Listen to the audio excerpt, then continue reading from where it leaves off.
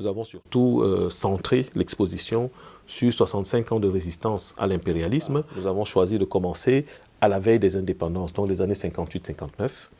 Et en 2024, nous sommes plus ou moins à 65 ans. L'impression que nous avons eue, c'est que ça a beaucoup parlé aux personnes qui sont venues pour la visiter. Et je pense que c'est parfois des informations qu'on ne connaît pas ou qu'on connaît trop sommairement. Les panneaux ne sont pas nombreux, évidemment, mais le panneau permet au guide de l'exposition de développer, sur base d'une image, toute une information, toute une analyse qui ouvre un peu le champ de compréhension de pourquoi et comment aujourd'hui l'Afrique est en train d'être paupérisée, pourquoi et comment aujourd'hui l'Afrique est toujours soumise aux diktats des multinationales, aux diktats de ce qu'on appelle la communauté internationale, qui organise sciemment sa déstabilisation dans des zones toujours très riches, et comme par hasard d'ailleurs, et qui empêche de l'autre côté les populations de s'en sortir en les brimant, en les embrigadant au sein du continent et en les empêchant éventuellement de migrer. Parce que justement, l'un des nouveaux champs de résistance que cette exposition soulève, c'est la question du fascisme et de la migration, qui est aujourd'hui le nouveau visage de l'impérialisme.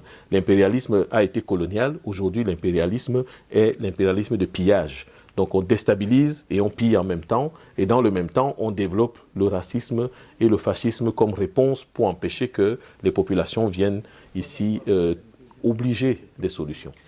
Le PTB est un des partis qui, depuis très longtemps, je dirais même un peu moins peut-être aujourd'hui, je sais que ça ne leur plaira pas de l'entendre, mais ils ont beaucoup d'énergie maintenant pour tourner vers la lutte pour les classes populaires en Belgique, mais pendant très longtemps, le PTB a été très internationaliste et des expositions et des sujets comme la question de l'impérialisme en Afrique étaient souvent portés par un parti comme le PTB. Donc, en plus de ça, c'est autour d'une discussion à Manifesta qu'est venue l'idée, parce que nous sommes invités à Manifesta et nous acceptons de participer à Manifesta chaque année. Donc, ça nous paraissait tout à fait naturel de co-organiser ça avec le PTB. L'avenir de la lutte anti-impérialiste en Afrique n'est pas morose, je pourrais dire. Évidemment, il y a toujours des espoirs quand il y a des nouvelles personnes qui arrivent au pouvoir et donc c'est naturel et humain d'espérer quand quelque chose change et de ne pas être pessimiste.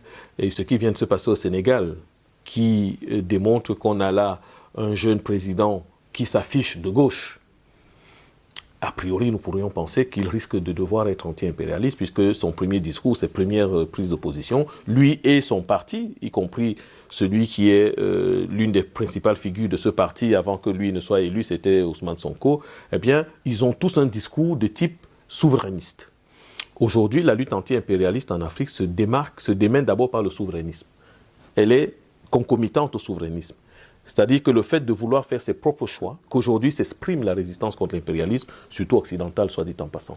Bon, maintenant, évidemment, il y a peut-être d'autres impérialismes qui vont naître ou qui vont grandir, mais pour le moment, par rapport à l'impérialisme occidental, en Afrique de l'Ouest au minimum, et en Afrique australe aussi d'une certaine façon, les gouvernements, les populations sont suffisamment au taquet pour que l'impérialisme ne gagne pas.